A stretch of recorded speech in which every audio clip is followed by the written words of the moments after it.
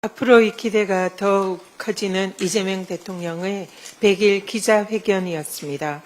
내란으로 무너진 민생 경제를 회복하고 외교안보를 정상화한 이재명 정부의 지난 100일은 후일 역사의 국민 주권의 기적의 시작으로 기록될 것입니다.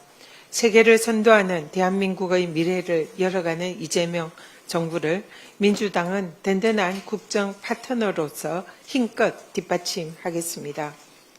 국힘의 권성동 의원 체포동의안과 특검법 개정 표결 불참은 명백한 특검 수사 방해입니다.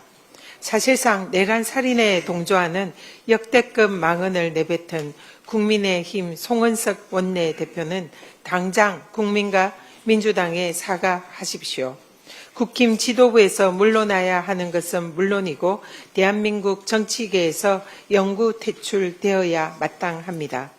민주당은 오늘 송은석 원내대표를 윤리위에 제소하고 국회의원 제명을 추진하겠습니다.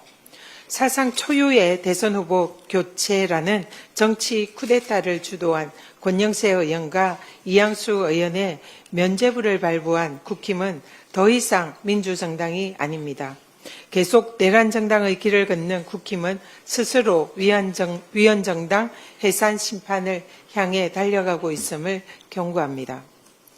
비상대권이 있다. 내가 총살당하는 한이 있어도 싹 쓸어버리겠다.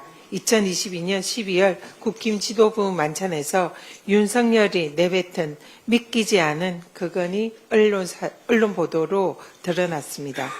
비상계엄 선포가 민주당의 장관 등 탄핵, 특갈비 등 예산 삭감으로 인해서 불가피하였다는 그런 변명은 역시나 새빨간 거짓말이었습니다.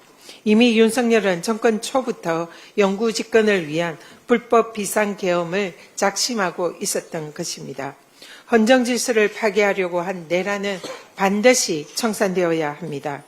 내란의 뿌리가 깊은 만큼 특검 수사의 인력을 보강하고 기간을 연장하는 특검법 개정은 불가피했습니다.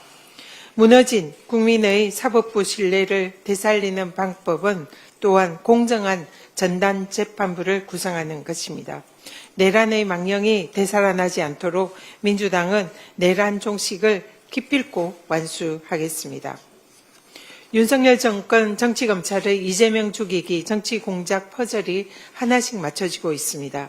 성남시가 민간업자들에게 이익을 몰아줬다는 검찰의 공소 사실을 전면 부인한 남욱 변호사의 증언이 최근 법정에서 나왔습니다. 대장동 사건이 정치검찰의 억지 기소였음을 입증하는 매우 중요한 증거입니다.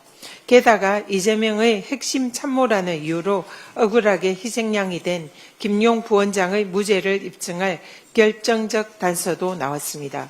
대장동 사건의 핵심 인물인 유동규 본부장에게 3억 원을 빌려준 철거업자가 2013년 말까지 부채를 전액 상환받았다는 진술서가 최근 대법원에 제출이 되었습니다.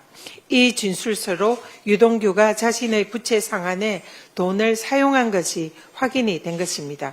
그리고 유동규의 김용 부원장에게 뇌물을 줬다는 취지의 진술의 신빙성이 무너진 것입니다. 또한 유동규로부터 돈 받은 사실 자체가 없다라는 김용 부원장의 진술의 신빙성을 입증하는 동시에 검찰의 김용 부원장 기소가 원천 조작된 것임을 방증합니다. 김용 부원장은 윤석열 정권의 이재명 죽이기 정치 공작의 첫 번째 희생자였습니다. 수정이 원천적으로 불가능한 구글 타임라인, 성남시가 민간업자들에게 이익을 몰아줬다는 검찰 공소 사실을 뒤늦게 전면 부인한 남욱 변호사, 유동규에게 빌려준 돈을 전액 상환받았다고 증언하는 철거업자까지 김용 부원장의 무죄를 입증하는 증거는 차고 넘칩니다. 이재명의 측근이라는 이유로 억울하게 재판과 옥살이로 3년을 보내며 일상이 완전히 무너진 김용 부원장의 억울함을 풀어주는 것이 곧 사법 정의입니다. 대법원은 무죄 취지 파기 환송으로 김용 부원장의 명예를 회복시키고 정치검찰의 종식을 선언해 주시기를 간곡히 요청드립니다. 이상입니다.